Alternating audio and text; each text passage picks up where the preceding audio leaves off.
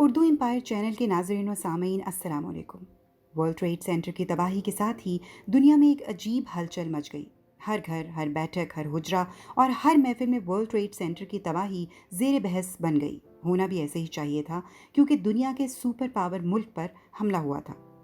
چند ہائی جیکرز نے جدید ترین ٹیکنالوجی کو چکمہ دے کر پلک جھپکتے میں ہی فلک شگاف عمارتوں کو زمیں بوس کر دیا تھا۔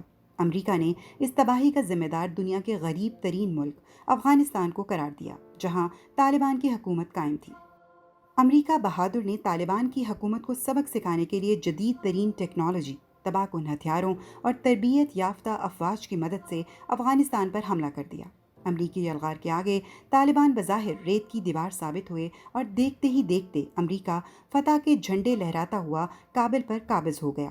امریکہ نے طالبان مخالف گروپوں کو حکومت بنانے کی دعوت دی۔ ظاہر ہے اس حکومت کے پاس کوئی اختیار نہیں تھا، اس کی حیثیت کٹ پتلی سے زیادہ نہیں تھی۔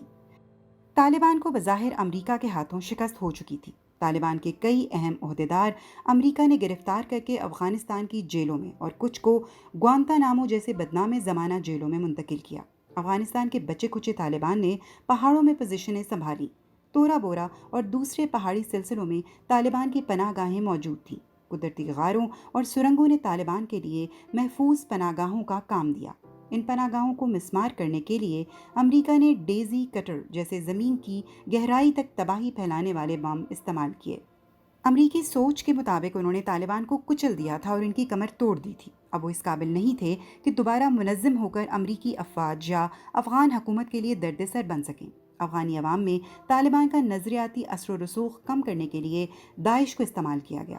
داعش تنظیم کی فنڈنگ کی گئی اور ان کے کارکنوں کے لیے بھاری معاوضے مقرر کیے گئے، لیکن ان کے طور طریقے عوام کو متاثر نہ کر سکے، اگرچہ شروع میں عوام کو ان سے امیدیں پیدا ہوئی تھیں۔ طالبان نے بھی داعش کو مسترد کر دیا۔ آخر داعش کو افغانستان سے بوریا بستر سمیٹنا پڑا اور اس بے موسمی بوٹے کی جڑیں تک ختم ہو گئیں۔ دراصل طالبان کی جڑیں عوام میں بہت گہری تھیں۔ طالبان کے سرکاری عہدیداروں سے کہیں زیادہ ان کے پاس رضاکاروں کی تعداد تھی جو دل و جان سے طالبان کے سپاہی تھے۔ امریکی حملے کے بعد یہ رضاکار خاموشی سے عوام میں گھل مل کر رہنے لگے۔ دن کو محنت مزدوری اور عوام سے رابطہ، جبکہ رات کو خفیہ میٹنگز اور مستقبل کا لائحہ عمل۔ پہاڑوں اور جنگلوں میں ڈیرے ڈالے طالبان کے گزر بسر کا بڑا ذریعہ شہروں اور دیہاتوں میں مقیم یہی رضاکار تھے۔ وقت گزرنے کے ساتھ ساتھ امریکہ کا ہر حربہ ناکام ہوتا نظر آ رہا تھا۔ جنگ کی گن گھرت میں خاموشی آتے ہی طالبان ایک بار پھر میدان عمل میں کود پڑے۔ طالبان کے خودکش بمباروں کا امریکہ کے پاس کوئی علاج نہیں تھا۔ طالبان کے ان سرفروشوں نے امریکہ کے فوجی قافلوں، چھاؤنیوں، سرکاری اہلکاروں، ایئرپورٹس، جیلوں اور سرکاری عمارتوں پر خودکش حملوں اور بارود بھری گاڑیوں کو ٹکرا کر تباہی پھیلائی۔ کئی جگہ جیلوں کو توڑ کر اپنے ساتھیوں کو رہا کروایا۔ طالبان نے امریکی عملداری سے دور کئی مقامات پر اپنی حکومت قائم کر لی۔ رفتہ رفتہ صورتحال یہاں تک پہنچ گئی کہ دن کو امریکہ کی حکومت ہوتی اور رات کو طالبان کی حکومت۔ شہروں پر امریکی قبضہ اور دیہاتوں میں طالبان کا اثر و رسوخ۔ افغان حکومت کی ناقص پالیسیوں کی وجہ سے عوام کو کچھ ریلیف نہ ملا، بلکہ ان کی مشکلات میں اضافہ ہی ہوتا چلا گیا۔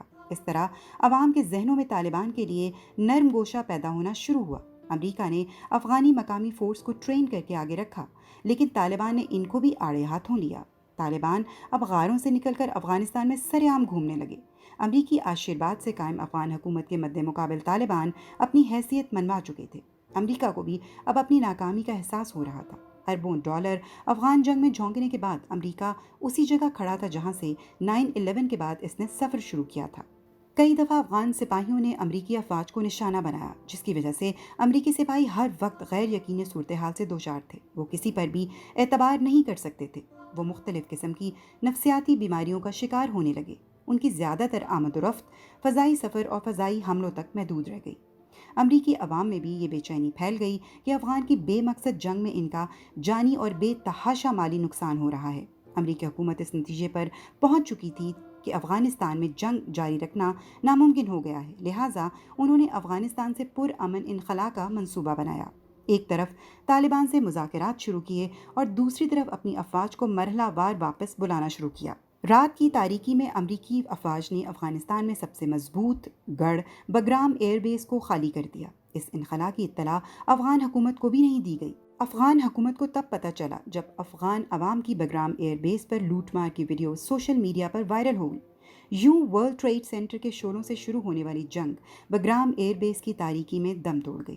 اردو امپائر چینل کے ناظرین، امید ہے یہ ویڈیو آپ کو پسند آئی ہوگی۔ مزید معلوماتی ویڈیوز دیکھنے کے لیے اردو امپائر چینل کو سبسکرائب کریں اور نوٹیفیکیشن کا آئیکن ضرور دبائیں۔ ملتے ہیں آئندہ ویڈیو میں، تب تک کے لیے خدا حافظ۔